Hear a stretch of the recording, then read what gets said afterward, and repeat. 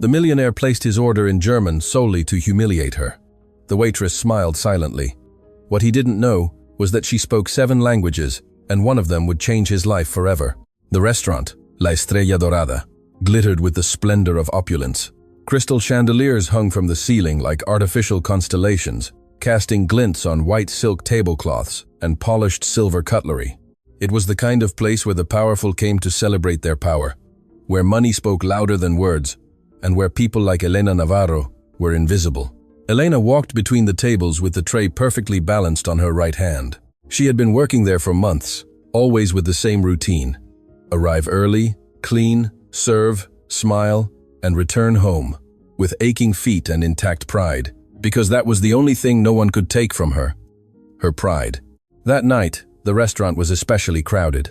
Businessmen, politicians, local celebrities all laughing, toasting, completely ignoring those who served them as if they were ghosts in aprons.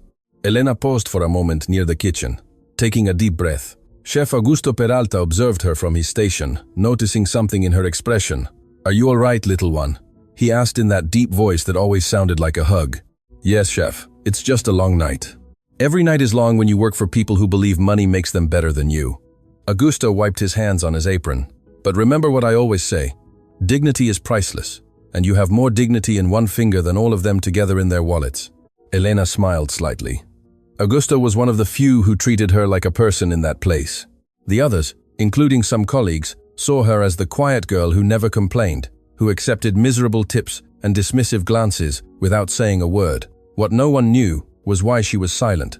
What no one imagined was what she hid behind those dark eyes that observed everything with an intensity few noticed.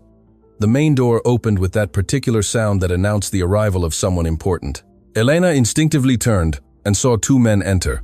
The first was older, with graying hair, perfectly slicked back, a suit that probably cost more than Elena's annual salary. He walked with that natural arrogance of those who have never had to worry about anything in life. The second was younger, perhaps in his mid-30s, with that air of an heir who knows the world belongs to him by birthright. Both were laughing at something, while the restaurant manager practically ran towards them. "Mr. Alderete, what an honor to have you with us tonight. Your favorite table is ready. Maximiliano Alderete." Elena had heard that name many times. He owned a chain of luxury restaurants throughout the region, was a real estate investor, and, according to rumors, a man who enjoyed humiliating those he considered inferior, which, in his judgment, was basically everyone. "Sophia," the manager approached Elena with a tense expression. "I need you to attend table 7. It's the Alderetes. Table 7, but Marcos always attends that one. Marcos is busy, and they just arrived. Go now." Elena felt a knot forming in her stomach, but nodded without protest. It was her job, and she needed that job more than anyone in that restaurant could imagine. She approached the table where the 2 men were already seated, still laughing at some private joke. When Elena arrived, neither of them looked at her. It was as if she were part of the furniture. "Good evening, gentlemen. Welcome to La Estrella Dorada. My name is Elena, and I will be your waitress tonight. May I start by offering you something to drink?" Maximiliano finally looked up, but not to meet her eyes. He scanned her from head to toe with that look Elena knew all too well. The look that evaluated, that judged, that dismissed, in seconds. "Look, Rodrigo," he said to the younger man, his son, as Elena recalled. "How kind that they sent us the prettiest one." Rodrigo let out a chuckle. "Although she probably doesn't even know how to read the menu, does she, father?" Both laughed. Elena maintained her professional smile, though inside, she felt as if needles were being pricked into her chest. She had learned to endure these kinds of comments. She had learned that responding only made things worse. "What would you like to drink?" she repeated, her voice calm. Maximiliano took the menu and pretended to study it with exaggerated attention. Then he looked at his son with a smile that boded no good. "You know, Rodrigo, it's been a while since I've had some fun. This girl seems the type who barely finished high school. I bet she knows nothing beyond sir, and thank you for the tip." "Father, don't be cruel," Rodrigo said with false compassion. "Surely she knows how to count. How else would she calculate the tips we never give?" More laughter. Elena squeezed the pen in her hand so hard her knuckles turned white, but her face remained impassive. And then Maximiliano did something that would change everything. He leaned forward with that predatory smile he used in multi-million-dollar negotiations and began to speak in German, Not just any German, but formal, technical German, deliberately complex. Ich möchte eine Flasche von eurem teuersten Wein bestellen, aber ich bezweifle, dass dieses arme Mädchen überhaupt versteht, was ich sage. Wahrscheinlich denkt sie, ich spreche Chinesisch. Elena clearly heard every word, every dismissive nuance. He had said that he wanted a bottle of their most expensive wine, but that he doubted this poor girl would understand what he was saying. She probably thought he was speaking Chinese. Rodrigo burst out laughing, hitting the table with his palm. Father, you're terrible. Look at her face. She has no idea what you said. Of course not. Maximiliano leaned back in his chair, visibly pleased with himself. These people barely know Spanish. German, please. You'd need a real education for that, one she clearly never had. Elena remained motionless. Her heart pounded, but not from shame. It was something different, something she had learned to control over years of practice, because Elena had understood every word, every insult disguised as a foreign language, but she said nothing, not yet. See? Maximiliano pointed at her, as if she were a specimen under study. She doesn't even blink. She's probably thinking about which soap opera she'll watch when she gets back to her miserable little house. Elena took a deep breath. Her grandmother's words echoed in her mind like an echo from the past. True power is not in showing what you know, but in knowing when to show it. Doña Mercedes, her grandmother, the woman who had taught her everything she knew, the woman who for decades had worked as a translator for embassies, but who had never received official recognition because she lacked university degrees. The woman who spoke 9 languages fluently and who had passed that gift on to Elena since she was a child. 7 languages. Elena spoke 7 languages with perfect fluency. German, French, English, Portuguese, Italian, Mandarin, and of course, Spanish. Each learned in her grandmother's kitchen during long nights listening to recordings from the worn books her grandmother kept like treasures. But no one knew because Elena had learned that in a world that judged by appearances, showing her cards too soon was a fatal mistake. Well, Maximiliano switched to Spanish with a bored expression. Since it's obvious you don't understand anything useful, I'll put it simply. Bring us a bottle of the Chateau Margaux 2005, and make sure it's at the correct temperature, if you even know what that means here. Of course, sir. I'll be right back. Elena withdrew with measured steps, her mind processing everything that had just happened. It wasn't the first time she had been humiliated. It wouldn't be the last. But something in that man's deliberate cruelty, in his need to feel superior by using a language he believed she didn't understand, ignited something within her. In the kitchen, Augusto awaited her with a worried expression. I saw your face when you came back. What did those guys do to you? Nothing I haven't heard before. Elena, you don't have to endure this. There are other jobs. There aren't other jobs that pay enough for my grandmother's medicine, chef, you know that. Augusto sighed. He knew Elena's situation. He knew her grandmother was ill, that the medical bills were piling up, that Elena worked double shifts to survive. What did they say? Elena hesitated for a moment. The older one spoke in German. He thought I wouldn't understand. He said, horrible things about me. Augusto's eyes widened, and you understood every word. A heavy silence fell between them. Augusto knew some things about Elena that others didn't. He knew she was different, special in some way she never fully explained. What are you going to do? Elena took the bottle of wine Maximiliano had ordered and placed it on the tray. For now, my job. After that, we'll see. She returned to the table with the bottle, presenting it to Maximiliano as protocol dictated. He barely glanced at it, making a dismissive gesture with his hand for her to serve. As Elena poured the wine with perfect precision, Maximiliano spoke again in German to his son. Sud ihre Hände an Rau und Uzt. Das ist das Leben der Unterschicht. Arbeiten, bis sie sterben, ohne jemals etwas Wichtiges zu erreichen. He was commenting on Elena's hands, saying they were rough and worn, that this was the life of the lower class, working until they died without ever achieving anything important. Rodrigo nodded, adding in the same language. Wenigstens eines wahrscheinlich das Einzige, was, I am Leben hat. At least she has a pretty face, probably the only thing she has in life. Elena finished serving, maintaining a neutral expression, but inside something was changing. A decision was forming, one she had avoided for years, but which now seemed inevitable. Would you like to order dinner? She asked in perfect Spanish. Bring the best you have, Maximiliano. He didn't even look at the menu. And I hope it's truly the best. I know the owners of this place. One mistake and you'll be out of a job. Understood, sir. Elena withdrew again, but this time she stopped in a corner of the restaurant where she could observe the table without being seen. The Alderetes continued to laugh, talking in German about business. about people they had destroyed, about employees they had fired for sport. And then she heard something that made her blood run cold. Maximiliano mentioned the name of a hospital, the same hospital where her grandmother was being treated. He spoke of an investment he was considering, of how he planned to buy part of the hospital and optimize costs, which in his language meant cutting services for patients who couldn't afford luxury treatments. Die Alten und Kranken, die sich keine Privatversicherung leisten können, sind sowieso eine Last für das System, he said coldly. When we take over, we'll close those unprofitable departments. Elena felt the world stop.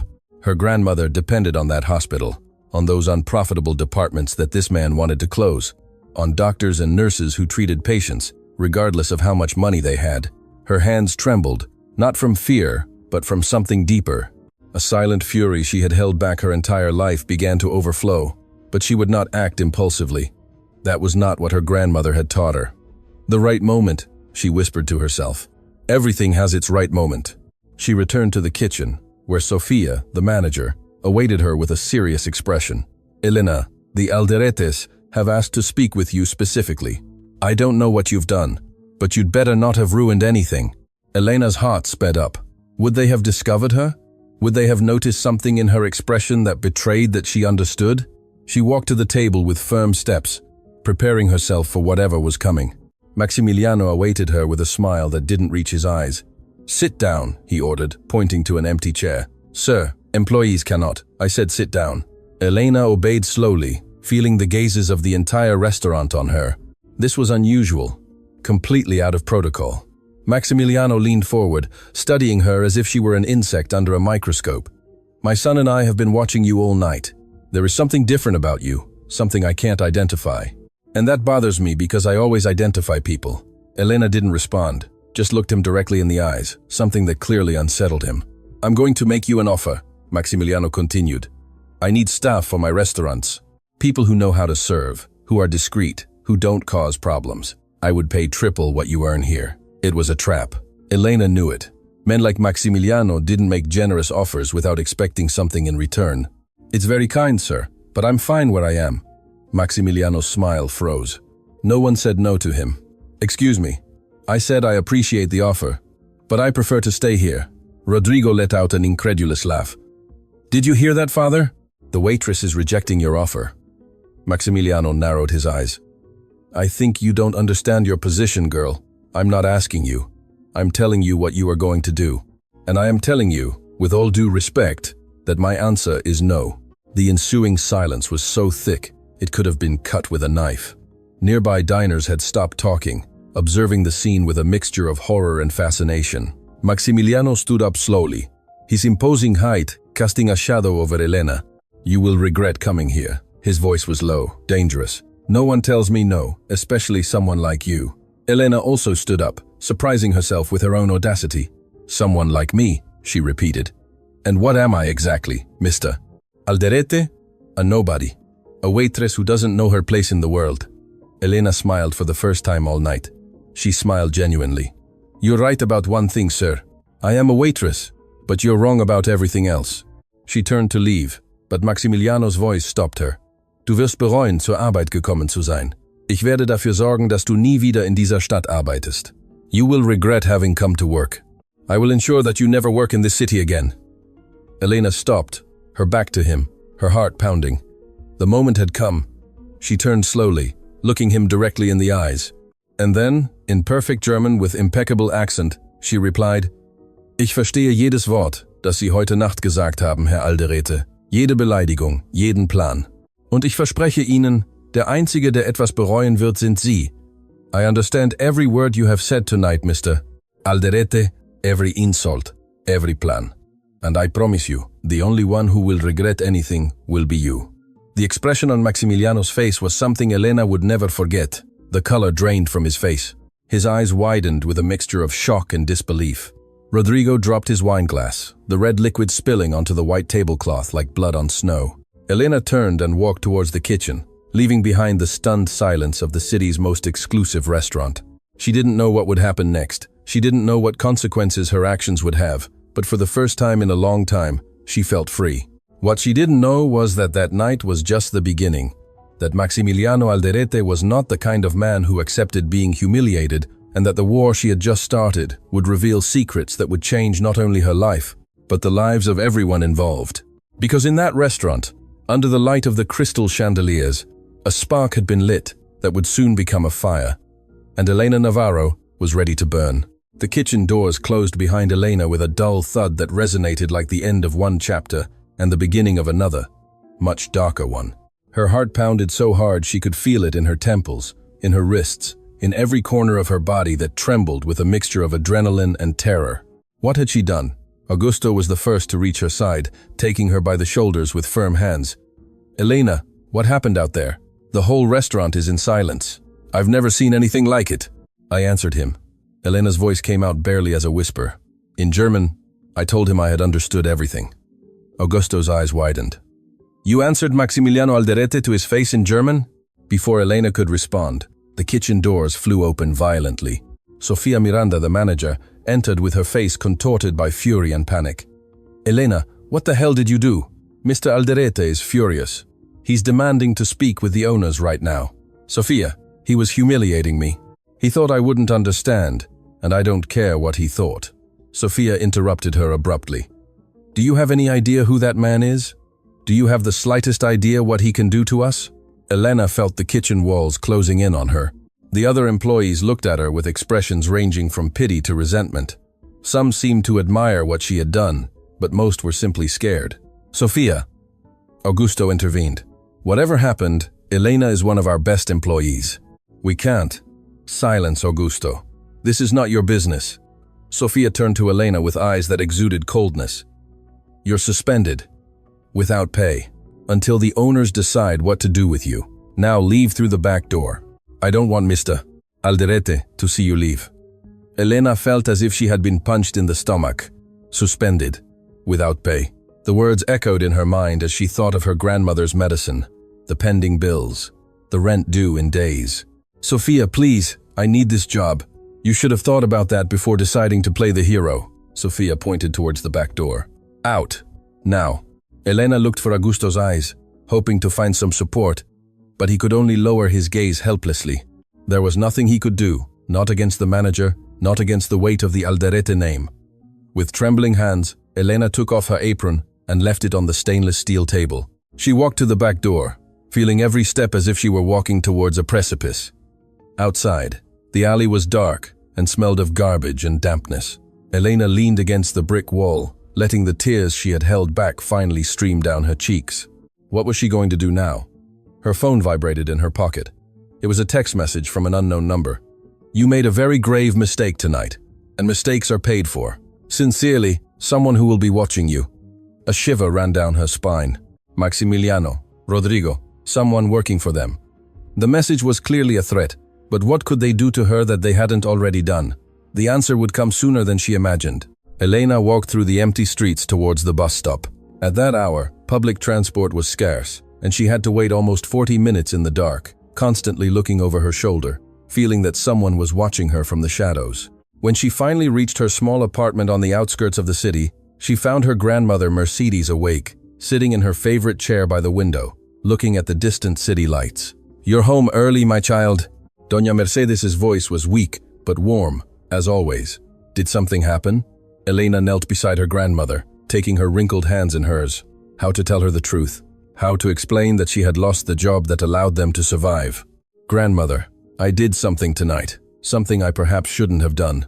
Mercedes' eyes, though tired from illness, shone with that sharp intelligence that age had not managed to dim. "Tell me everything, Elena, without omitting anything." And Elena did. She told her about the Alderetes, about the humiliations in German, about the plans to buy the hospital, about her response and the consequences that followed. When she finished, she expected to see disappointment on her grandmother's face. Instead, she saw pride. "You did well, my child." Mercedes squeezed Elena's hands with surprising strength. "You did exactly what you should have done." "But grandmother, I lost my job. I don't know how we're going to." "Listen to me," Mercedes interrupted her firmly. "I spent my whole life in silence, my whole life being invisible, so that people like that Alderete could feel superior. I translated for ambassadors, for presidents, for people who ruled entire countries, and none of them knew my name. None thanked me. None saw beyond the woman who served coffee and translated their words. Tears were now running down both their cheeks. I don't want that for you, Elena. I don't want you to live your life in silence. You have a gift I gave you with all my love. And that gift is not to be hidden. It's to be used, to defend yourself, to defend others who cannot defend themselves. Elena hugged her grandmother, feeling the fragile body beneath her arms, the bones protruding where once there was firm flesh, the heart beating weakly, but with unshakable determination. I'm afraid, grandmother, that man has power. He can destroy us. Power without honor is just noise, my child, and noise, no matter how loud, eventually fades. That night, Elena could barely sleep. Her mind replayed the restaurant events, Maximiliano's words, the threat from the text message, the uncertainty of the future. Every time she closed her eyes, she saw the millionaire's face transforming from mockery to fury when she spoke German. The next day, the reality of her situation became even clearer. When she tried to call the restaurant to speak with Sophia, no one answered. When she went in person, the security guard prevented her from entering, saying she was no longer welcome. I'm sorry, miss. The guard, an older man who had always treated her well, seemed genuinely distressed. Orders from upstairs. I can't let you in. But my belongings, my final paycheck. They told me they would send it by mail along with your termination letter.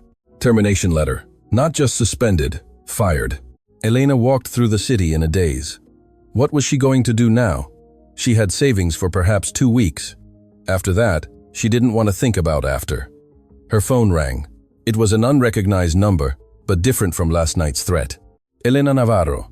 A male voice, professional, cold. Yes, it's me. This is lawyer Fernando Castillo, representing Grupo Alderete. My client wishes to meet with you this afternoon. It is a matter of urgent nature. Elena's heart stopped for a second. Meet with me? For what? That will be discussed in person. You have 1 hour to present yourself at the corporate offices of Grupo Alderete. The address will be sent by message. I strongly suggest you do not fail to appear. The call ended before Elena could respond.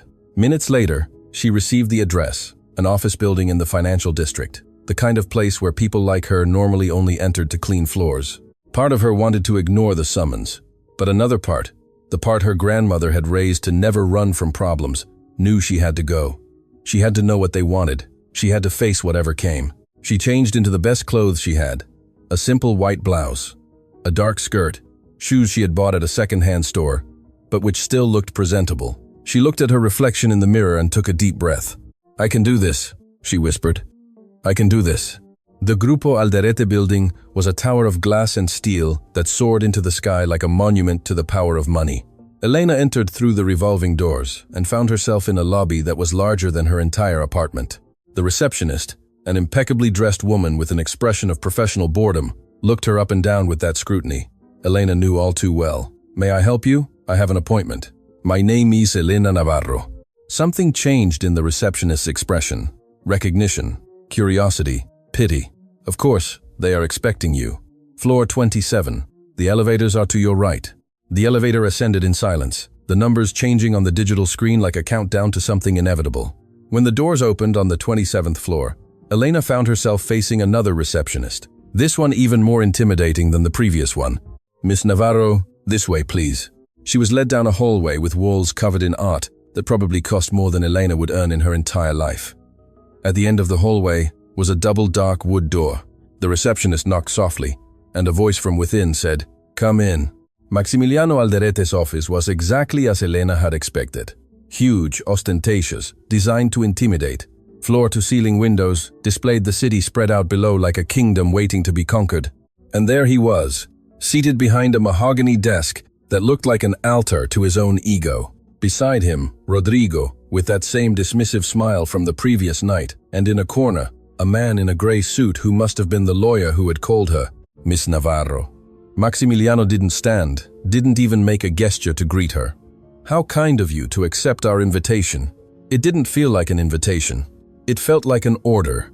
Rodrigo let out a laugh, but his father raised a hand to silence him. Direct. I like that. Although sincerity can be dangerous when you don't have the power to back it up. Maximiliano leaned back in his chair. But I didn't call you to exchange pleasantries. I called you because we have a problem. And problems, in my experience, have two solutions. They are eliminated or they are controlled. Elena felt a shiver, but kept her expression neutral. And I am a problem for you. You are, since last night. You see, I don't care that you understand German. In fact, it's impressive. But what I do care about is that you overheard things you shouldn't have overheard. Elena's heart accelerated. The plans about the hospital, the conversations about business. What else would Maximiliano have said, thinking no one understood? I don't know what you're referring to. Of course you do. Maximiliano leaned forward. You overheard my plans for San Vicente Hospital. Plans that are confidential. Plans that could be affected if someone with the wrong connections found out prematurely. I have no connections of any kind. I'm just a waitress. You were a waitress. Rodrigo interjected maliciously. Now you're nothing. Rodrigo. Silence. Maximiliano's eyes never left Elena. Here's my offer, Miss Navarro. Singular and non-negotiable.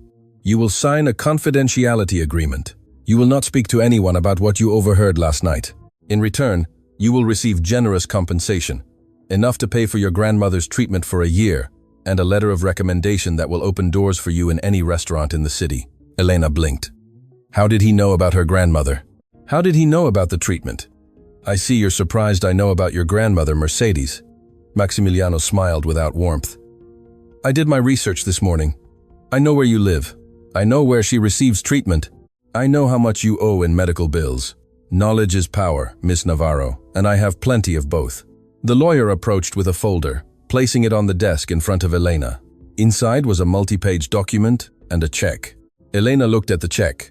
The amount was more money than she had ever seen in her life. Enough to pay for everything. Enough to breathe easy for the first time in years. But something wasn't right. Something in Maximiliano's expression, something in the way Rodrigo looked at her with anticipation, as if they expected her to fall into a trap. And if I don't sign? The silence that followed was heavy, laden with unspoken threats. If you don't sign, Maximiliano spoke slowly, savoring every word, I will make your life impossible. You've already lost your job at La Estrella Dorada. I can ensure you don't work in any restaurant in this city, in this country, if I set my mind to it. And your grandmother's treatment at San Vicente.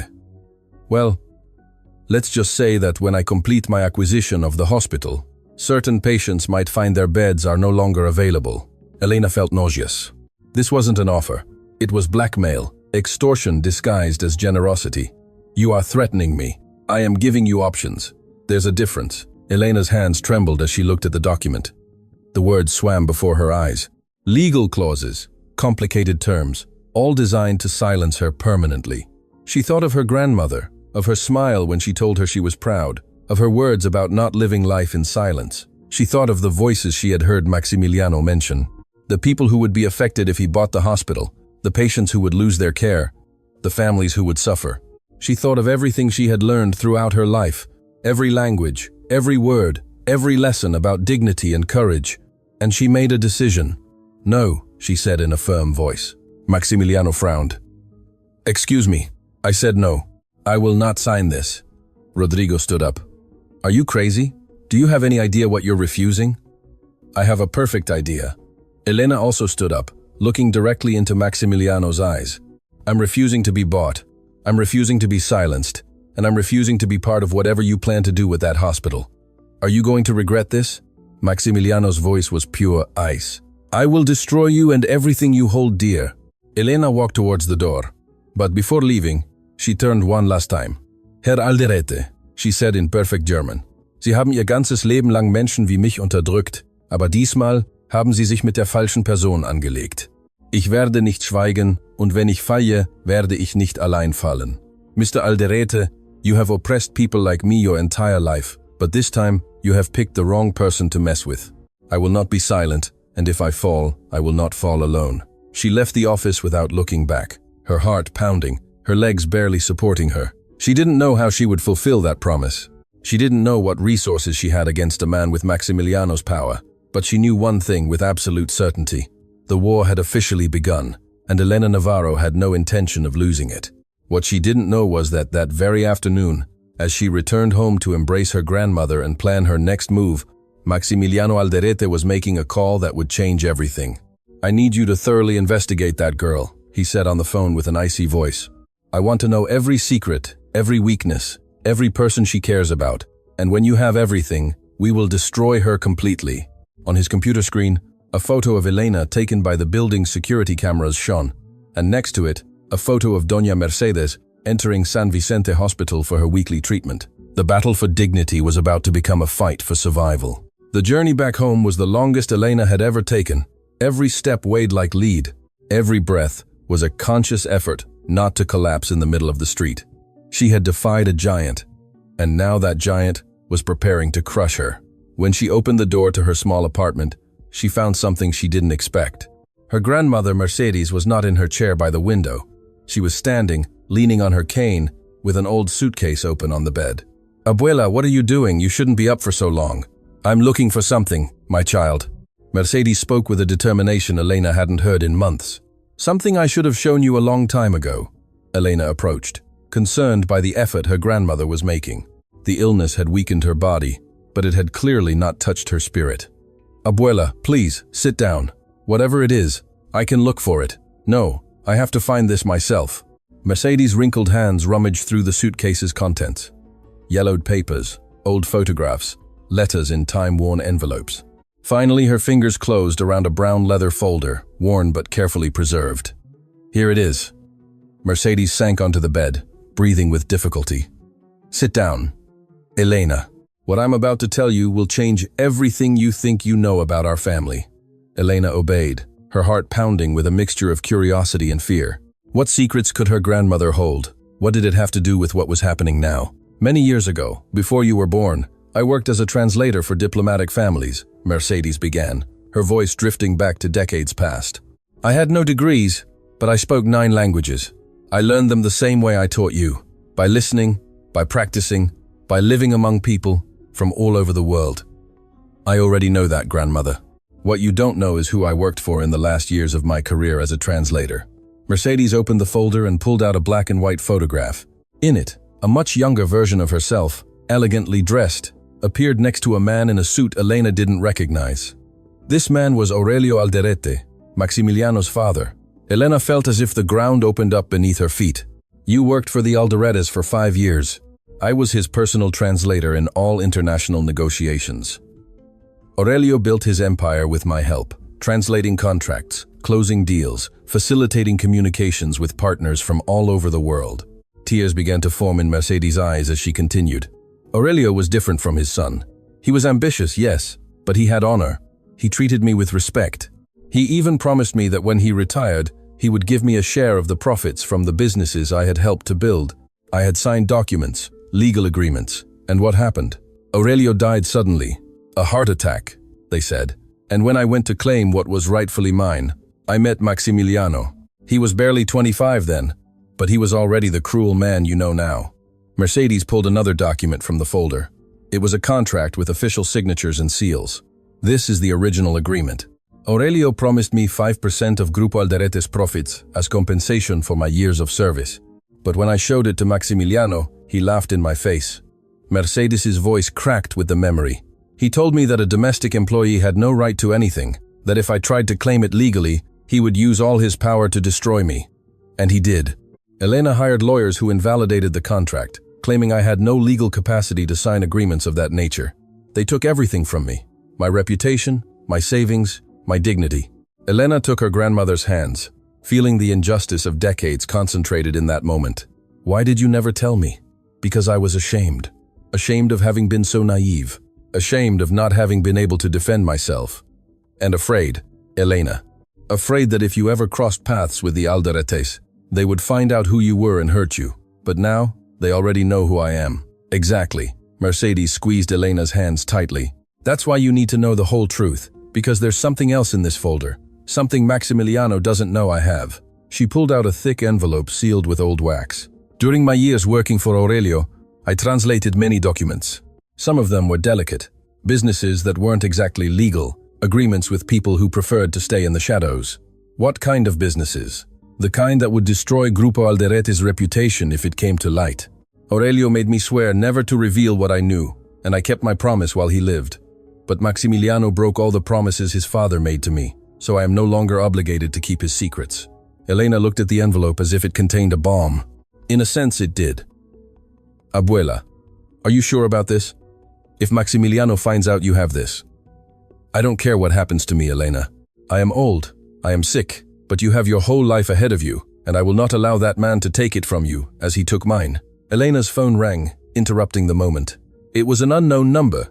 She hesitated before answering. Elena Navarro. A female voice, professional, but warm. Yes. Who is this?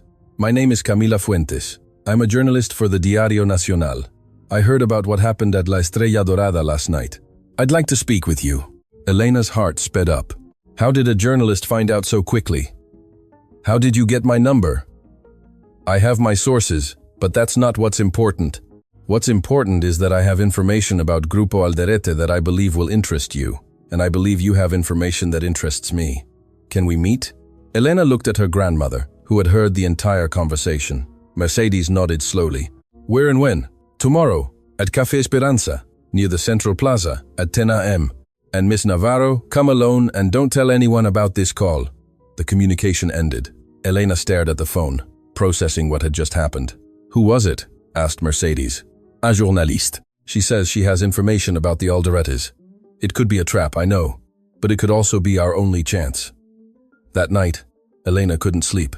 Her mind was a whirlwind of questions, fears, and possibilities.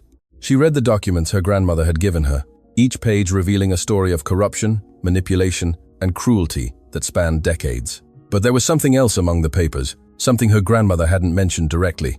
A letter written in German, addressed to Aurelio Alderete, from a European business associate.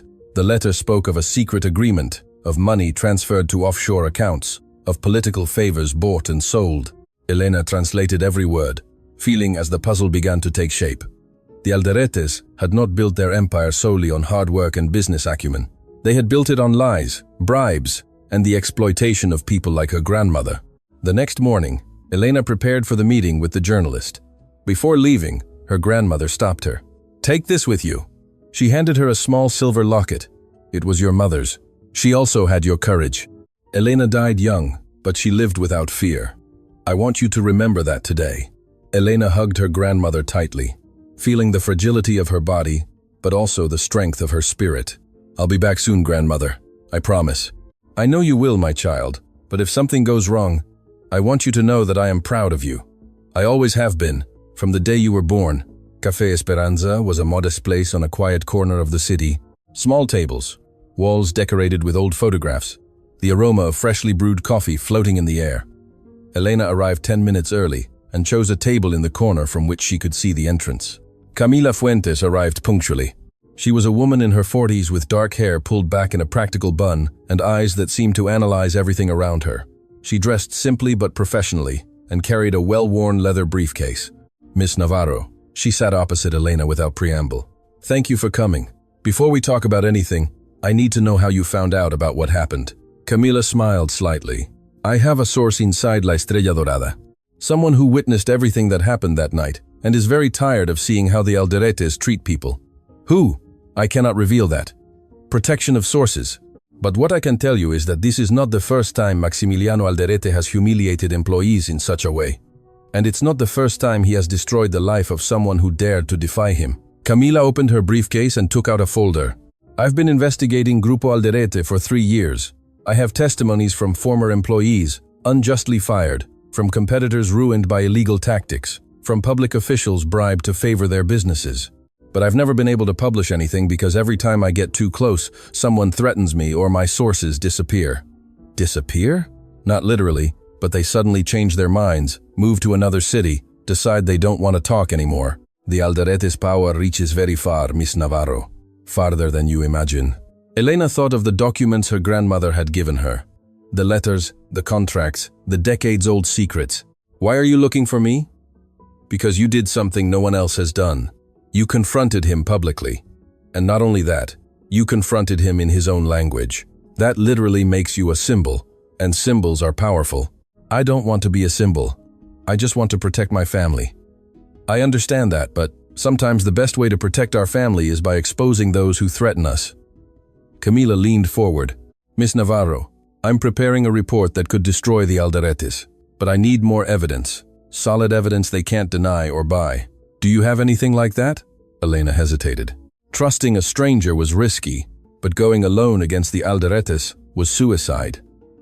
I have documents. she finally said.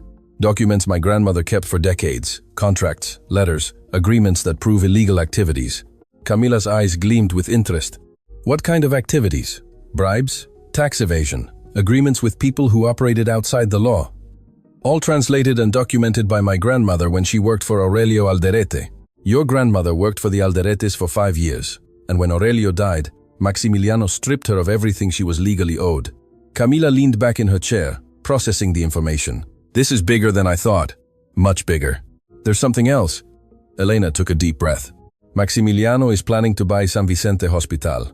He wants to close the departments that serve patients with limited resources. My grandmother receives treatment there. Do you have proof of that? I heard it directly from his mouth in German. He thought no one understood. Camila took a recorder out of her briefcase. Would you be willing to give a recorded testimony? To tell everything you know, including your grandmother's story? Elena thought of Mercedes, of her tired but proud smile, of the decades of silence she had endured, of the opportunity to finally achieve justice.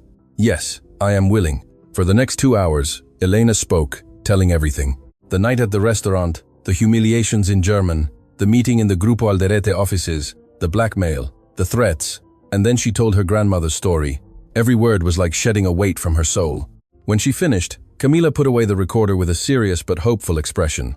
This is enough to start with, but I need to see those original documents. Can you get them for me? I'll have to speak with my grandmother. They are hers, not mine. I understand, but do it soon. The Alderetes are not going to stand still. If they find out we're working together, they'll try to stop us. Elena nodded, standing to leave. But before she could take a step, Camila stopped her. One more thing, Miss Navarro. Last night I received an anonymous call. Someone warned me to be careful with you, that you were dangerous, unstable, that nothing you said could be trusted. Elena's stomach churned. Who called?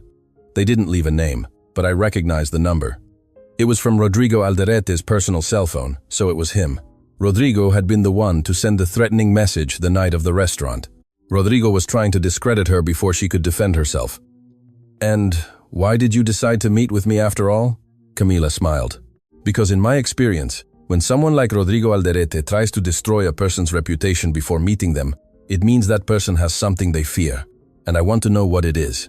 Elena left the cafe with a mixture of hope and terror. She had an ally, she had a plan, but she also had powerful enemies who were willing to do anything to silence her. As she walked towards the bus stop, her phone vibrated with a text message. It was from Augusto, the chef. Elena, I need to see you urgently. I discovered something about the Alderetes that you must know. It's about your grandmother. Please come to the restaurant after 11 p.m. when it's closed. Use the back door. It's important. Elena read the message 3 times. What could Augusto know about her grandmother? Why so much urgency and secrecy? Something wasn't right, but at the same time, Augusto had always been kind to her, always protected her. She could trust him. She could trust someone. What Elena didn't know was that at that very moment in the offices of Grupo Alderete, Maximiliano was receiving the report of the investigation he had ordered. And what that report contained would not only reveal who Elena Navarro truly was, but would reveal a secret that connected the two families in a way no one could have imagined. A secret that, if revealed, would destroy much more than reputations. It would destroy lives. The clock read 10:40 p.m. when Elena got off the bus 2 blocks from La Estrella Dorada. The streets were almost empty, barely illuminated by streetlights that cast long shadows on the wet pavement. It had rained during the afternoon, and the air still smelled of wet earth and asphalt. Every step she took towards the restaurant increased the unease in her chest. Augusto's message kept circling in her mind. What could he know about her grandmother? Why so much mystery? Why meet secretly after closing? Before leaving home, Elena had hesitated. Mercedes noticed her restlessness. Where are you going at this hour, my child? Augusto asked me to meet him. He says he has important information. The chef? Mercedes frowned. And why can't he tell you over the phone? I don't know, grandmother, but Augusto was always good to me. I trust him. Mercedes had looked at her with those eyes that seemed to see beyond words. Be careful, Elena. In times of war, even friends can inadvertently become enemies. Elena had promised to be cautious, but now, standing in front of the alley that led to the restaurant's back door, her grandmother's words echoed as a warning she should perhaps have heeded more closely. The alley was dark. The only light came from a lamp above the back door that flickered intermittently as if about to go out. Elena walked slowly, her senses alert, her heart pounding harder. The door was ajar. Augusto, she called softly, pushing the door carefully. The kitchen was dimly lit. The stainless steel surfaces gleamed faintly under the emergency light that was always left on. Everything was silent, too silent. "Augusto, are you here?" A noise to her right made her turn abruptly. A figure emerged from the shadows, but it wasn't Augusto. It was Rodrigo Alderete. Elena's heart stopped for a second before beginning to pound uncontrollably. She instinctively backed away, but another figure appeared behind her, blocking the exit. "Maximiliano Alderete. Good evening, Miss Navarro." Maximiliano's voice was soft, almost kind, which made it even more terrifying. "How kind of you to accept our invitation. Where is Augusto?" Elena managed to ask, her voice trembling despite her efforts to remain calm. "The chef?" Rodrigo let out a dismissive laugh. "He's at home, sleeping peacefully. He has no idea we used his name to lure you here." The message had been a trap from the beginning. Elena felt nauseous, realizing how easily she had fallen for it. "What do you want from me?" Maximiliano walked slowly towards her, his shoes echoing on the kitchen floor with each step. "What I want, Miss Navarro, is to understand something that has been bothering me since I received a certain report this afternoon." He pulled an envelope from his inner pocket. "You see, when I ordered you to be investigated, I expected to find the usual: debts, family problems, perhaps some embarrassing secret I could use to pressure you, but what I found was much more interesting." He opened the envelope and pulled out several documents. "Did you know that your mother, Rosa Navarro, worked briefly for my father many years ago?" Elena felt as if the ground was shifting beneath her feet. Her mother had never known much about her. Mercedes rarely spoke of Rosa, and when she did, it was with such deep sadness that Elena had learned not to ask. "I don't know what you're talking about." "Of course you don't, because your grandmother took care of erasing that part of the story." Maximiliano smiled coldly. "Your mother was beautiful, according to the records. Intelligent too. My father hired her as his personal assistant when she was only 19. Mercedes was already working for us then, translating documents. I suppose it was she who recommended her daughter." "Where are you going with this?" "To the truth, Miss Navarro. The truth your grandmother has hidden from you all your life." Rodrigo stepped closer from behind, too close for Elena's liking. She could feel his breath on her neck, his menacing presence. "My father was a man of diverse appetites," Maximiliano continued. "And your mother was young, vulnerable, alone in the world, except for her mother Mercedes. It's not difficult to imagine what happened." "You're lying." Elena's voice came out stronger than she expected. "My mother died when I was a baby in an accident." That's what Mercedes told her. Maximiliano shook his head with false compassion. "How convenient. The truth is much more complicated. Your mother didn't die in an accident, Miss Navarro. Your mother disappeared. She left one night without a trace, leaving you with Mercedes. And the reason she left, well, that has to do directly with my family." Elena felt the world spinning around her. Her mother hadn't died. Mercedes had lied to her all her life. "I don't believe you," she said, though her voice no longer sounded as certain. "You don't have to believe me. You can ask your grandmother directly, but before you do, allow me to show you something else." He pulled another photograph from the envelope. It was old, yellowed with time. In it, a young, beautiful woman appeared, with eyes that Elena recognized immediately because she saw them every day in the mirror, her mother. But she wasn't alone in the photo. Next to her, with his arm around her shoulders, was a man Elena also recognized: Aurelio Alderete, Maximiliano's father. "My mother and my father had a relationship, Miss Navarro, a relationship that lasted almost 2 years, and when it ended, well, let's just say the consequences were permanent." The meaning of his words took a moment to penetrate Elena's mind. When it did, she felt as if her heart had been ripped from her chest. "No," she whispered. "That's not possible." "It's not possible." Maximiliano laughed softly. "Genetics don't lie. Did you never wonder where your facility with languages came from? Mercedes speaks 9 languages. It's true, but my father spoke 12. He was a linguistic genius, a gift he clearly passed on to you." "You're lying," Elena screamed, tears beginning to run down her cheeks. "This is all a lie to manipulate me." "A lie." Maximiliano pulled out another document. "This is a DNA analysis my father ordered more than 20 years ago. He compared his blood with your mother's when she became pregnant.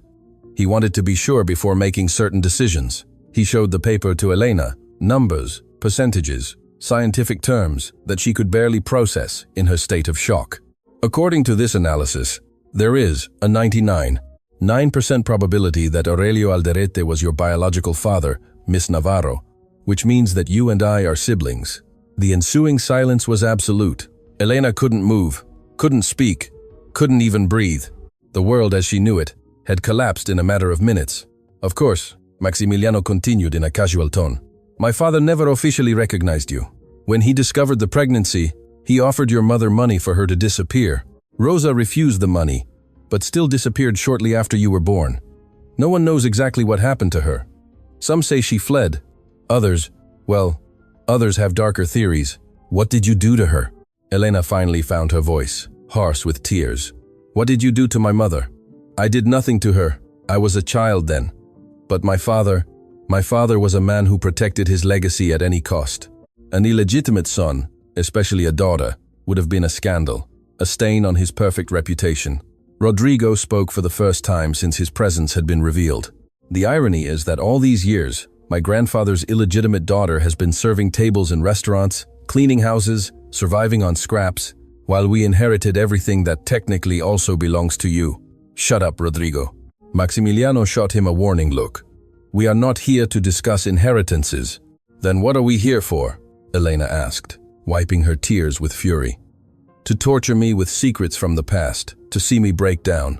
We are here to offer you a deal. Maximiliano put the documents back in the envelope.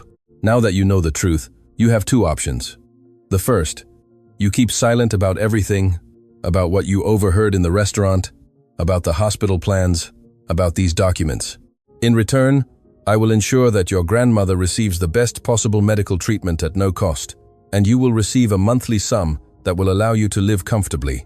And the second option is that you go ahead with your little crusade for justice, that you speak to journalists, that you try to expose me.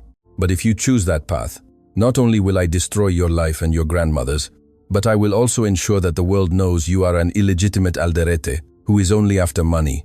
I will turn your story of struggle into a story of greed, and believe me, I have the resources to do it. Elena stared at him. This man was her brother. They shared blood, they shared a father, but they shared nothing else. He was everything she despised, everything her grandmother had taught her to reject. Why? She asked softly. Why so much hatred? If what you say is true, we are family. For the first time, something changed in Maximiliano's expression. A shadow crossed his face, something that might have been pain or resentment. Family? My father spent his last years obsessed with you, not with his legitimate children, not with the empire he built, but with the daughter he had abandoned. Before he died, he confessed to me that his biggest mistake in life was not having recognized you, that you were his true heir, not me. The bitterness in his voice was palpable. So, don't talk to me about family, Miss Navarro. You stole my father's love without even knowing it, and now you want to steal everything else. I don't want anything from you, Elena said firmly. I only want justice for my grandmother, for my mother, for all the people your family has destroyed. Then you choose the second option. Maximiliano made a gesture, and two men appeared from the shadows. Bodyguards by their appearance, large, intimidating, with blank expressions of professionals accustomed to unpleasant jobs, escort Miss Navarro to her home.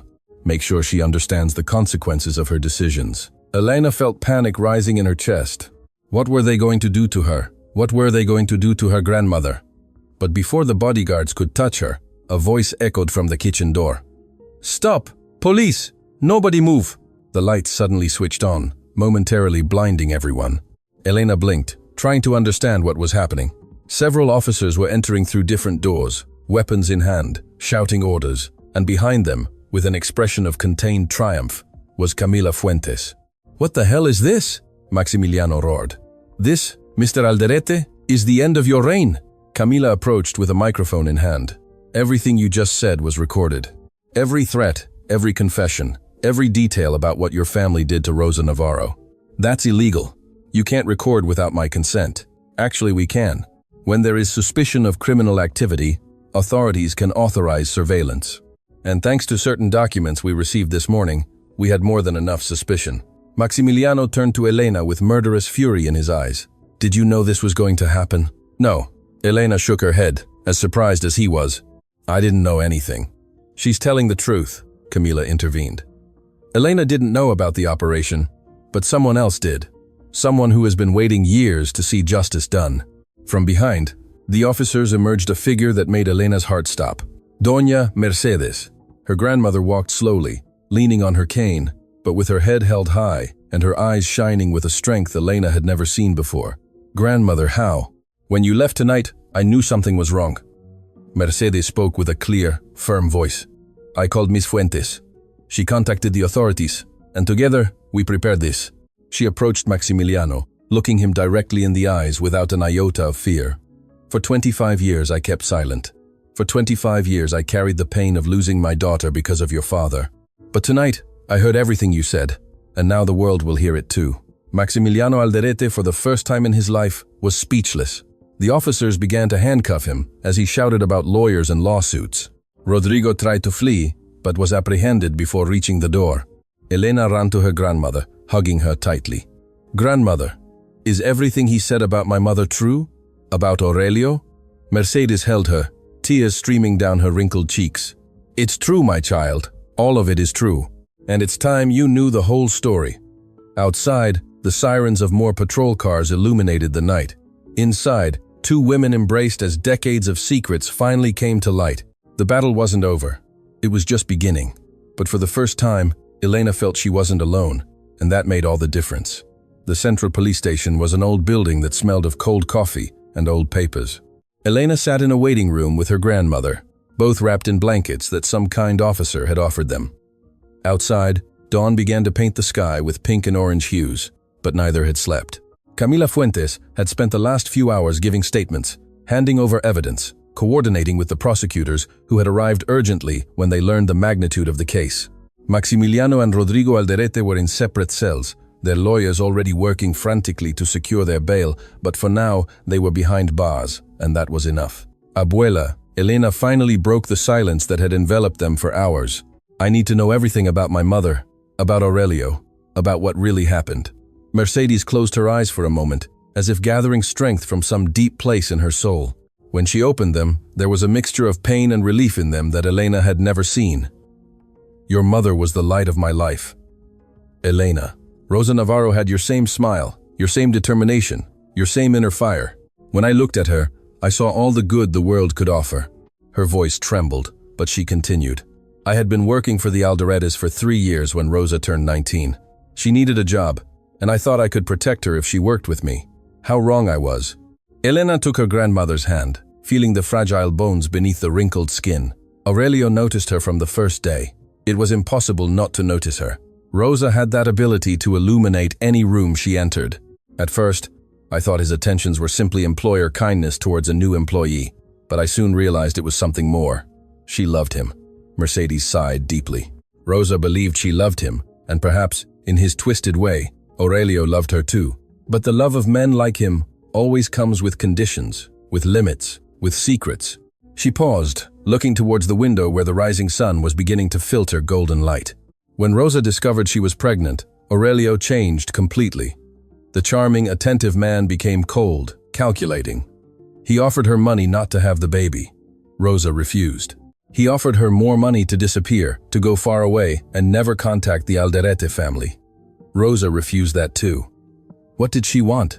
She wanted Aurelio to acknowledge his daughter, to give her his surname, his protection, her rightful place in the world. She was naive, my Rosa. She thought love could conquer the pride and ambition of a man like him. Tears began to run down Mercedes's cheeks. Aurelio's wife, Graciela, discovered the truth shortly after you were born. I don't know how she found out, but she did. And Graciela was a woman of strong character. She gave Aurelio an ultimatum. Either Rosa disappeared from their lives forever, or she would destroy him publicly, ruin his reputation, his business, everything he had built. And what did he do? He chose his empire over his daughter, over you. He told Rosa she had to leave, that she could never contact him again, that she could never reveal who the father of her baby was. He offered her a considerable amount of money, enough to start a new life in another country. Elena felt a knot in her throat. But you said she refused the money. She refused it. Rosa had pride, Elena. Too much pride for her own good. She said she wanted nothing from a man who was capable of abandoning his own blood, that she preferred to raise her daughter in poverty rather than accept scraps from someone without honor. Mercedes paused, her breathing becoming more difficult. A week after that conversation, Rosa disappeared. The heart of Elena stopped. She disappeared. What do you mean she disappeared? Exactly that. One night, after putting you to sleep in your crib, she left the apartment saying she was going to buy milk. She never returned. Did you look for her? I looked for her for years, Elena. I went to the police. I hired private investigators with the little money I had. I put up posters all over the city. No one found anything. It was as if the earth had swallowed her. Elena felt the air not reaching her lungs. Do you think Aurelio had something to do with it? Mercedes took a moment to answer. For a long time I didn't want to believe it. I didn't want to think that the man my daughter had fallen in love with was capable of something like that. But over the years, as I watched the Alderetas destroy anyone who stood in their way, I began to have doubts. Doubts that turned into suspicions. Suspicions that turned into certainty. Why did you never tell me? Because I wanted to protect you. Mercedes took Elena's face in her hands. If you had known the truth, you would have sought out the Alderetis. You would have demanded answers, and they would have destroyed you as they destroyed everyone else. I preferred you to believe that your mother died in an accident. At least then you could have had peace. Peace. Elena stood up abruptly, frustration and pain mixing in her voice. Do you think I lived in peace, believing my mother was dead? Do you think it didn't hurt every holiday without her? Every birthday, every important moment of my life where she should have been? I know, my child. I know, and I'm sorry. I'm sorry I lied to you. I'm sorry I wasn't stronger, braver. I'm sorry for everything. Elena looked at her grandmother, this woman who had sacrificed everything to raise her, who had worked herself sick to give her a future, who had carried impossible secrets for decades. And, despite the pain, despite the betrayal she felt, she couldn't hate her. She knelt in front of her, taking her hands again. I forgive you, grandmother, but I need to know one more thing. Do you think my mother is still alive? Mercedes looked at her with eyes full of a hope she had kept hidden for years. I don't know, Elena, but they never found a body. There was never any proof that she was dead. And there's something I never told you because I didn't want to give you false hope. What thing? 5 years ago, I received a letter. No sender, no signature. It just said, "She is well, don't look for her." It was written in French. Elena felt a shiver run down her spine. French? Why in French? Rosa spoke French perfectly. I taught it to her when she was a child, just like I taught it to you. It was our secret language, the one we used when we didn't want anyone else to understand. Did you keep the letter? It's in the leather folder with all the other documents. The living room door opened, and Camila Fuentes entered, looking exhausted but satisfied. Ladies, we have news. The prosecutor has decided to press formal charges against Maximiliano and Rodrigo Alderete, extortion, threats, and we are investigating possible connections to the disappearance of Rosa Navarro. Elena stood up immediately. Can they investigate that? There are no statutes of limitations for certain crimes, Miss Navarro. And with last night's recorded confessions, we have enough to reopen your mother's case. Mercedes let out a contained sob. Really? After all this time? Yes, ma'am. Camila approached, placing a gentle hand on the elderly woman's shoulder. But we need your full cooperation. All the documents, all the letters, everything you have saved. She will have it. Everything. Every paper, every photo, every memory. If it helps find my Rosa, I will give it without hesitation. Camila looked at Elena with a serious expression. There's something else you should know. During the interrogation, Rodrigo started talking. It seems he wants to negotiate a reduced sentence in exchange for information. What kind of information? He says he knows what really happened to Rosa Navarro. He says their grandfather, Aurelio, told him the truth before he died, and that Maximiliano also knows, but has never admitted it. The world seemed to stop. Elena felt her knees weaken. Rodrigo, does he know where my mother is? We're not sure yet. He could be lying to get a better deal, but the prosecutors will interrogate him further. If there's any truth to what he says, we'll find it. The next hours were a whirlwind of statements, signatures, legal procedures that Elena barely understood. Mercedes had to be taken to the hospital for a checkup due to the stress of the night, but the doctors confirmed she was stable. While waiting for news in the hospital hallway, Elena received an unexpected call. Miss Navarro, this is Augusto Peralta. I just found out what happened last night. Are you all right, Chef Augusto? Elena felt relief hearing a familiar voice. Yes, I'm fine. It was a long night. They told me they used my name to set a trap for you. I'm so sorry. It's not your fault. You had no way of knowing. There was a pause on the line. Miss Navarro, there's something I need to tell you. Something I should have told you a long time ago, but I was afraid. What are you talking about? I knew your mother, Rosa. We worked together briefly many years ago at another restaurant before she started working for the Alderetes. Elena almost dropped the phone. You knew my mother? Yes. She was an extraordinary woman, kind, intelligent, full of life. When I realized who you were, when I saw you for the first time at La Estrella Dorada, I could hardly believe it. You are identical to her. Miss Navarro, identical. Why did you never tell me? Because Rosa made me promise that if I ever met her daughter, I wouldn't tell her anything until the time was right. She told me that someday, when you were ready, the truth would come out. And when that happened, I would have to tell you something important. Elena's heart pounded so hard she could hear it in her ears. What thing? Not over the phone. I need to see you in person. You can come to the restaurant tomorrow morning before it opens. There's something your mother left for you. Something I've kept for over 20 years. My mother left something for me? Yes. And I believe it's the key to finding her. The call ended, leaving Elena with more questions than answers. What had her mother left her? How could Augusto have kept such a secret for so long? And why had Rosa trusted him that night?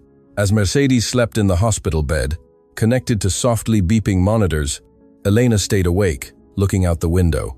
The city shimmered with thousands of lights, each representing a life, a story, a secret. Somewhere in that world, perhaps her mother still existed.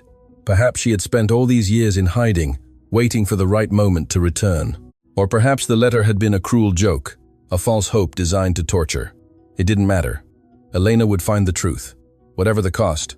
Her phone vibrated with a message from Camila. Rodrigo talked. He says Rosa didn't die. He says Aurelio sent her away to Europe with a new identity. He says there's proof in a safe deposit box that only Maximiliano can open. Tomorrow we'll try to get a warrant. This isn't over, Elena. Elena read the message 3 times, letting the words penetrate her mind. Her mother was alive, or at least had been alive when Aurelio sent her away. Europe, a new identity, a safe deposit box with proof. And Augusto had something her mother had left him, something he had kept for over 2 decades, waiting for this moment. The pieces of the puzzle were beginning to fit, but the complete picture was still blurry, incomplete, full of shadows and mysteries. Elena looked at her sleeping grandmother, this woman who had sacrificed everything for her, who had carried impossible secrets to protect her. I'm going to find her, grandmother, she whispered in the darkness. I'm going to find Mom, I promise. Outside, the night continued its course, indifferent to the human dramas unfolding under its mantle of stars. But inside Elena, something had changed permanently. She was no longer just a waitress struggling to survive. She was a daughter searching for her mother, a granddaughter honoring her grandmother's sacrifice, a woman reclaiming her truth, and nothing and no one was going to stop her. Not even the ghosts of the past that were yet to be discovered, because in the Alderetes' safe deposit box, secrets awaited that no one had imagined. Secrets that would not only change Elena's life, but would change everything she thought she knew about her family, about the Alderetes, and about the night Rosa Navarro disappeared forever. The sun was just beginning to peek over the horizon when Elena arrived at La Estrella Dorada. The restaurant looked different in the dawn light, stripped of its glamour, revealing the cracks in the walls and the wear of years, as if the building itself knew it no longer had to feign perfection. Augusto awaited her at the back door, the same place where days earlier her nightmare had begun. But this time, the chef had a different expression. It wasn't concern or fear. It was something Elena couldn't quite identify. Nostalgia, anticipation, guilt. Thank you for coming, Miss Navarro. His voice was softer than usual. I know that after everything that happened here, this place must bring you bad memories. Memories don't scare me, chef. What scares me is not knowing the truth. Augusto nodded slowly and guided her inside. They traversed the empty kitchen until they reached a small room in the back that Elena had never noticed. It was barely a storage closet filled with dusty boxes and old utensils. I worked here for 32 years, Augusto spoke as he moved boxes. Long before the Alderetes bought this place, long before you were born. He stopped in front of a rusted metal box, hidden behind sacks of flour. When I met your mother, I was just a kitchen helper. Rosa sometimes came with Mercedes while she did translations for a businessman who dined here regularly. Your mother was extraordinary. She had that light some people possess, that ability to make everyone around her feel special. Were you close? We were friends. Good friends. Rosa had no one else but Mercedes. And I was alone in the world too. We understood each other. Augusto opened the metal box with a small key he wore around his neck. Inside was a package wrapped in cloth, yellowed by time. The night before Rosa disappeared, she came to see me. She was scared, but also determined. She told me she had to leave, that she couldn't explain why, but that she needed to ask me for a favor. Augusto's hands trembled as he unwrapped the package. She gave me this, made me swear to keep it until her daughter was ready to receive it. She told me, when Elena is strong, when the world can no longer ignore her, then she will know it's time. Inside the package were 3 items: a letter sealed with red wax, a small photograph, and a passport. Elena picked up the photograph first. In it, Rosa, clearly pregnant, smiled at the camera with one hand on her belly. On the back of the photo, in elegant lettering, was written, "To my Elena, the day I knew you would be my greatest gift." Tears began to fall before Elena could stop them.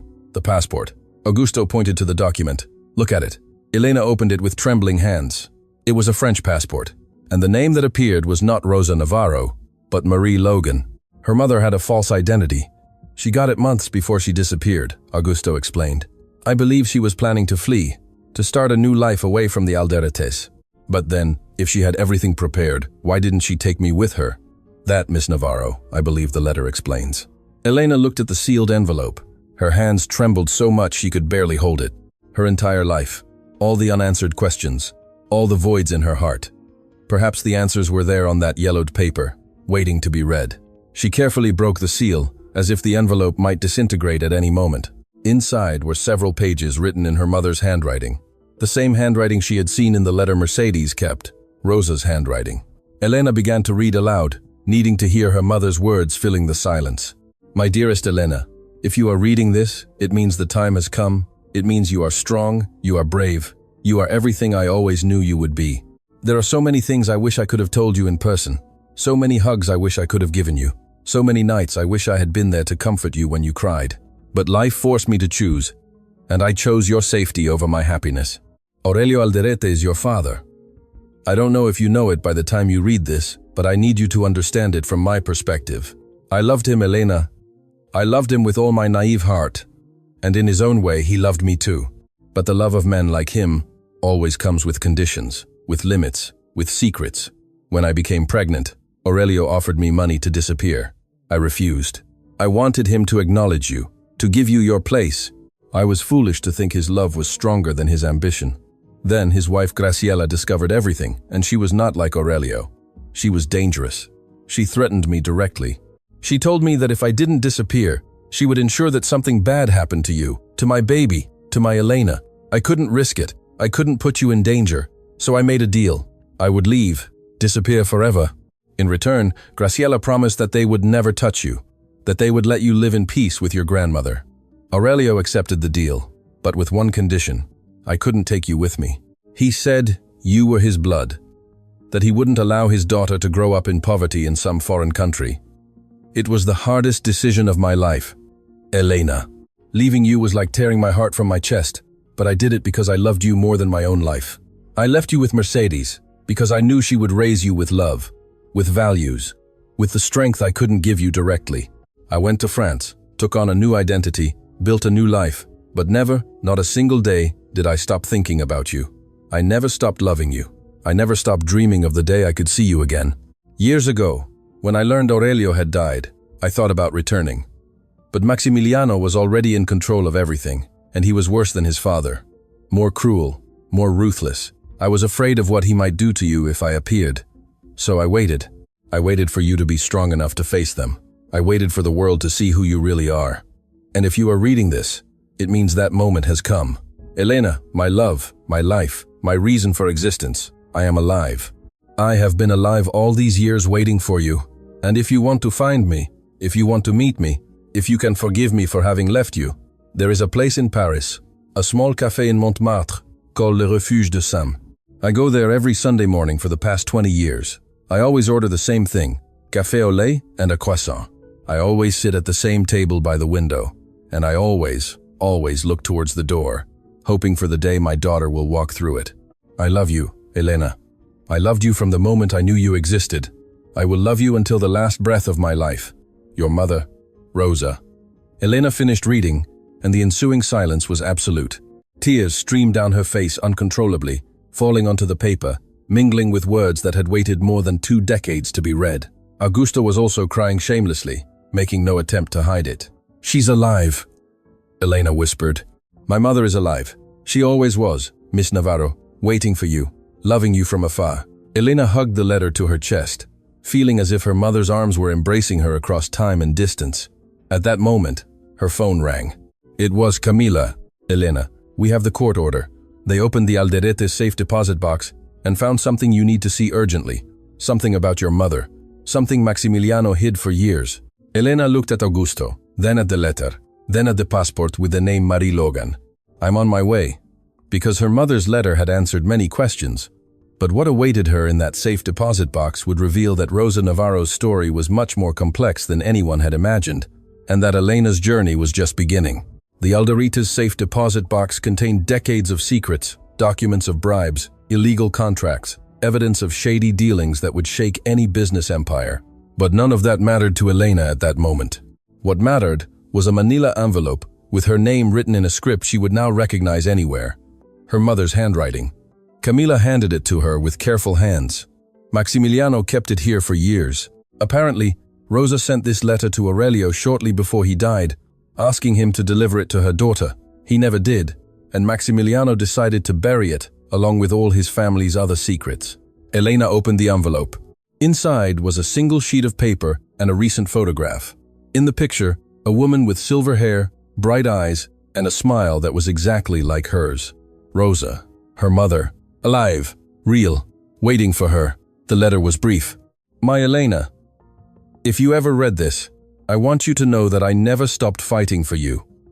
Every year on your birthday, I sent letters to your father, asking him to deliver them. He never did, but I keep waiting. I will always wait. Le refuge de Sam every Sunday until my heart stops beating. I love you, Mom. Elena looked at Camila, then at Augusto, who had arrived with her, and finally made a decision that would change her life forever. I need to go to Paris. The flight lasted hours that felt like eternities. Mercedes couldn't travel due to her health condition, but she insisted Elena go. Go, my child, she had told her in the hospital, holding her hands tightly. Go find my Rosa. Tell her I forgive her. Tell her I never stopped loving her. And bring her back home. Camila took care of everything. Tickets, hotel, contacts in France, who would help if something went wrong. The report on the Alderetes could wait. This was more important. It was Sunday, when Elena arrived in Montmartre. The cobblestone streets glistened under a spring sky. Artists painted on corners. Musicians played melodies that floated in the air like promises. And there, on a narrow street, was the cafe her mother had mentioned. Le Refuge, the refuge of souls. Elena stopped in front of the door, her heart pounding so hard she thought everyone around her could hear it. What if her mother wasn't there? What if she had stopped coming? What if, after so many years, she no longer wanted to be found? But then she remembered Mercedes' words. Courage is not the absence of fear. It is acting in spite of it. She pushed the door and entered. The cafe was small, cozy, with walls covered in old photographs, and the aroma of freshly brewed coffee filling every corner. There were few people at that early hour. A young couple in a corner, an elderly man reading the newspaper, and by the window, at a table for two, a silver-haired woman looked out at the street with an expression of someone who had waited a lifetime. Elena couldn't move, couldn't breathe, could do nothing but stare at that woman who was her mother, who had sacrificed everything to protect her, who had spent more than 2 decades waiting for this moment. Then Rosa turned her head, their eyes met, and the world stopped. Rosa brought a hand to her chest as if her heart threatened to leap out. Her lips trembled, forming a word that didn't quite come out. Tears began to stream down her cheeks as she slowly stood up, never taking her eyes off Elena. Elena, her voice was barely a whisper. My Elena, Mom. That single word broke the dam that had contained decades of pain, absence, and unexpressed love. Rosa ran towards her daughter and enveloped her in a hug that seemed to want to reclaim all the lost hugs, all the goodnight kisses, all the tears she couldn't dry. My baby, my Rosa, she sobbed. My beautiful baby, you came. Finally, you came. Elena also cried, clinging to her mother as if afraid she would disappear again. I found you, Mom, I found you. They remained embraced for minutes that felt like hours, while the other patrons of the cafe watched, moved, not fully understanding what they were witnessing, but feeling the magnitude of the moment. When they finally separated, Rosa took Elena's face in her hands, studying every detail as if wanting to memorize every line, every expression. You are beautiful, she whispered. More beautiful than I ever imagined. And those eyes. You have my eyes, and your smile, according to grandmother. Mercedes. How is my mother? She's waiting for you. She's sick, but she's fighting. She wants to see you, Mom. She wants you to come home. Rosa closed her eyes, new tears escaping. Can she forgive me after I abandoned her? She already forgave you a long time ago. She just wants to hug you one more time. They sat together at the table by the window, the same table where Rosa had waited for 20 years. And they talked. They talked for hours, sharing stories, filling voids, building bridges over the abyss of time that had separated them. Rosa told about her life in Paris, how she had worked as a translator using the languages Mercedes had taught her, how she had built a small but dignified life, how every Sunday she came to this cafe hoping to see her daughter walk through that door. Elena told about her life, about Mercedes raising her with unwavering love, about learning 7 languages by listening to her grandmother, about working as a waitress, being humiliated, and finally, finding her voice. You answered in German. Rosa laughed through tears when Elena told the story. Of course you did. You are my daughter and Mercedes' granddaughter, the 2 strongest women I know. As the sun began to set over Paris, painting the sky with golden and rose hues, Rosa took Elena's hands. And now what? Now you come home with me. Grandmother needs you. I need you. There's no one to hide from anymore, Mom. The Alderetes are finished. Maximiliano and Rodrigo will face justice for all they've done, and you deserve to reclaim your life. Rosa looked out the window at the streets of the city that had been her refuge for so long. I spent more than 20 years running, Elena, hiding, living halfway, because the other half of my heart was with you. Can I really go back? Can I really start again? Not start again, Mom. Continue. Continue from where we were unjustly separated. Continue being a family. Weeks later, at the city's airport, Mercedes waited in a wheelchair surrounded by Camila, Augusto, and the medical team who had insisted on accompanying her. When the international arrivals doors opened and Elena appeared, holding a silver-haired woman by the arm, the cry that escaped Mercedes was purely animal. The sound of a mother finding her lost daughter. Rosa ran towards her, kneeling in front of the wheelchair, taking her mother's hands. Mom, forgive me. Forgive me for leaving you. Forgive me for everything. Mercedes hugged her with the little strength she had left, but with all the love she had saved for decades. There is nothing to forgive, my child. You are here, you are alive. That's all that matters. Elena watched the scene with tears rolling down her cheeks. 3 generations of Navarro women finally reunited. 3 women who had survived impossible losses, terrible injustices, and cruel separations, but who had never, ever stopped loving each other. Camila published her report weeks later. The story of the Alderetes and their downfall was national news for months. Maximiliano and Rodrigo were convicted on multiple charges, losing not only their freedom, but the entire empire they had built on lies and cruelty. San Vicente Hospital was saved, thanks to a coalition of ethical investors Camila helped to assemble. Mercedes was able to continue her treatment without worry, surrounded now by her daughter and granddaughter. Elena received job offers from international translation agencies, prestigious universities, and humanitarian organizations that wanted to utilize her gift with languages. But she chose something different. She founded a free language school for underprivileged youth, teaching in the same way Mercedes had taught her, with patience, with love, with the certainty that knowledge is the most powerful weapon against injustice. She called it the Rosa Mercedes Navarro School. One spring afternoon, Elena sat in the garden of her new home, watching her mother and grandmother chat under the shade of a tree. Mercedes was laughing at something Rosa said, a sound Elena thought she would never hear. Rosa noticed her gaze and smiled, extending a hand towards her. Come here, my child, sit with us. Elena joined them, sitting on the grass between the 2 women she loved most in the world. Do you know what I learned from all of this? She said softly. What, my love? Mercedes asked. That the most important language is not German or French or any of the 7 I speak. The most important language is love, and that I learned from you. Rosa and Mercedes exchanged a look, their eyes shining with tears of happiness. And you speak it perfectly, my child. Rosa kissed her forehead. You speak it perfectly. The sun was setting over Paris, painting the sky with the same golden and rose hues Elena had seen in Paris the day she found her mother. But now those colors had a different meaning. They were no longer the end of a day. They were the beginning of a new life.